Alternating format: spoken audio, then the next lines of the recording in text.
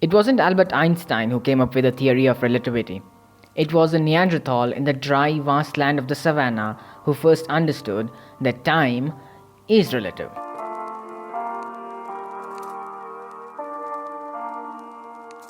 Okay, alright, I'm not really sure about the Neanderthal part. It could have been anyone. But I don't think we needed a man with an IQ of 160 to figure out that time is different in different moments in space. When the Neanderthal was just a child learning from his parents to pick berries and play with friends, time felt slow. It felt good. But one night when he was 13 and he sat there in the bushes with a spear in his hand waiting for the deer to pass by, it felt extra slow. And when he threw it at the deer, maybe it felt slower still. But by the time he was done hunting and cheering about it, the sun had already settled in the far west. How did those extra minutes of time pass in those very slow moments? He would never know. And soon he would have to teach his kids to pick berries and hunt animals, and they would grow to become strong, abled men right in front of him, a past version of himself. How did those years pass by in a matter of moments? He would never know. And on his grave, it would be written, "Folks, time is relative, so spend it well." If they had a grave, or a writing system, or even a language to put such concepts in colloquial terms. You know what? Let me change that. It wasn't Albert Einstein who came up with the theory of relativity. It was every man who was mature enough to think about himself and his life who first understood that time is relative. Okay, sure, none of us put it into pure mathematical formulas, but the concept was there.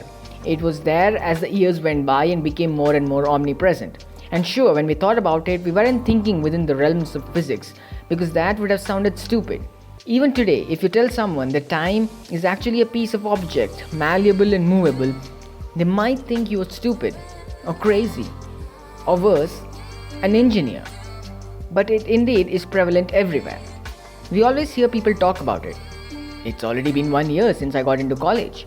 Or, my daughter is already 5 years old and taller than my hips because I'm 5 feet 6 and no one takes me seriously. Or, it's already been 10 years since our wedding anniversary. You definitely would have heard that. Wedding anniversaries and how so much time has passed. You couldn't have missed it even if you wanted to. People talk about it all the time, every time. Last Sunday, I and my friend, both of us well under 25, barely out of our teens even, felt like we were getting older by the day. All our college friends with their common lingo and their daily routines made us feel like we were 10 years older than them, and all this arose because neither of us have been to college.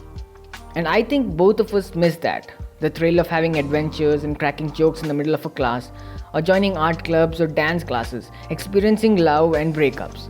We got to have none of that. And so today, when we talk to them, we feel like a mile apart.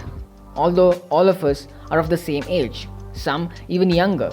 I sound like their dad or uncle, and they sound like my kids.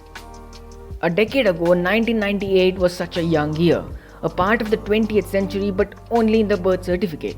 It was all and truly modern otherwise. Now it sounds and feels like a part of the 20th century, already getting old. Being used to watch cricketers 10 to 15 years above my age, I get minuscule panic attacks when I find players younger than me now playing at international level, already a star with thousands of fans. Pre-2010 it was easy to pick any year and recall the incidents that happened. Now I have to calculate in which class I was during that year. Years are already turning into mashed potatoes. Where did the time go? Where did all of this go? Time is relative, and I don't think any of us need much convincing on that. Forget about physics for a while. Even from a point of philosophy, it is relative. Your younger years may appear to go slowly compared to the latter half. Maybe because you had less number of things to do, maybe less people to worry about, less money to handle, and less work to do. Less altogether, but more time. And now, it's the exact opposite. I think an antidote for this would be to sit through a night without sleeping, watching the sky pass over our head until dawn. That might give us a good idea of how fast or slow time is. Or how time actually is. It's just accumulation of seconds over a period of time if you think about it. Have you ever tried seeing a stopwatch go from 1 to 60? Doesn't it seem slow? You always wonder how much work could have been done within that time. And then wonder if that was the case, how much work could have been done in an hour.